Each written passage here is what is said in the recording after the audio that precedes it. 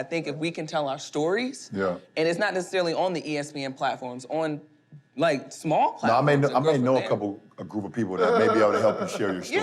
For sure, I think that's like big. And you saying that is extremely powerful because I feel that applies to artists as well. Yeah, for sure. Young artists sharing the knowledge, which is the true wealth. Yes. So when you're a young artist, you don't have to go in and feel like you have to meet an attorney this week and close a deal 2 weeks later. You actually could study from knowledge that Gunna shared, Rose shared, you know what I mean? So, now, Rose, how do you feel being independent? You ready to go do your thing, or you was... I'm looking forward to this new trek we on. You understand? I most definitely enjoyed, my previous, experiences with Def Jam and Epic Records, and now we finna take it to another level, And most definitely, when you talk about being independent, it's, totally about ownership and creativity. Thinking about ownership and talking about that is like, especially in the music business, even listening to rappers talk, you hear ownership and masters and all this shit. How has that affected the music business? Like, you've seen it too, right, Rose? Most definitely, and I love the fact that that's the topic of the conversation. So as young artists, you know what to go in there speaking for. And not only that, now it's time to put in the work, because what good is having your masters if they ain't worth shit? Exactly. Now it's time to turn up and go get it. Really go Take this shit around the world. Owning the masters is cool. You got to put the work in. I know, like, for you, like, the process, right? You got to put the work in. Yeah. Right. Now you got to make the masters valuable. Yeah. Like, we both was the #1 pick. But they don't give, once you're the #1 pick, you get to this thing, it don't matter. Now you got to put the fucking work in. You got to validate why you was selected #1 overall. Right. You know what I'm saying? Like, yeah, I did what I did at St. V. She did what she did at South Carolina. Okay, cool. Now once what? you get, now what? And once you put that work in, it becomes priceless. You understand? Once it becomes something that nobody's ever seen before, it becomes priceless. Let me ask both of y'all, do record labels still matter, in your opinion, in 2022? Without a doubt. They do. You can't say they don't. Most definitely. Yeah. You gotta most definitely, you gotta put yourself in a position and establish a relationship that's gonna be profitable, which is hard work. They know for a young nigga coming from the streets, a quick advance is gonna make you happy. Right. They understand that. But now, whatever position you put yourself in, you gotta work yourself out of. Rose ain't gonna cry. We finna grind our way out of this until we own everything we want. And that's what we did. There's always been a role for a record company in an artist's career. There's always been a role. I think that role has diminished over time. Because in the beginning, you needed a record label in order to find an audience. Now you find an audience before you find a record label. You already built an audience. So it just is money. And if somebody's lending you money, the terms of that loan that a record company provides is just outrageous. It's your money that they're giving you advance on, and it's like, and then they own the property. And I feel like the artist should always own the property, and the artist should give them a percentage for distribution. And it should work like that.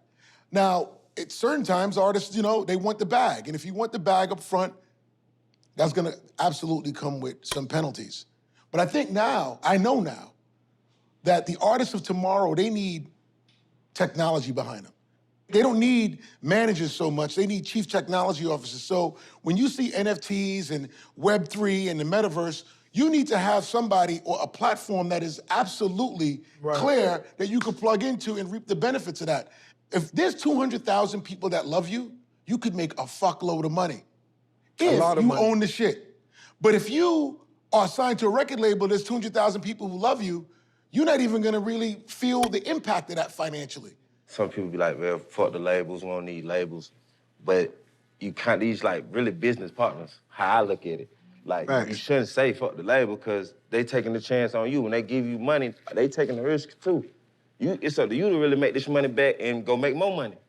And like, for like all like young artists who coming up, like, I wanna tell them just like, man, don't look at it as like, it's a bad deal, you're not getting what you want in the beginning, because it can always get better. I'm a contract killer.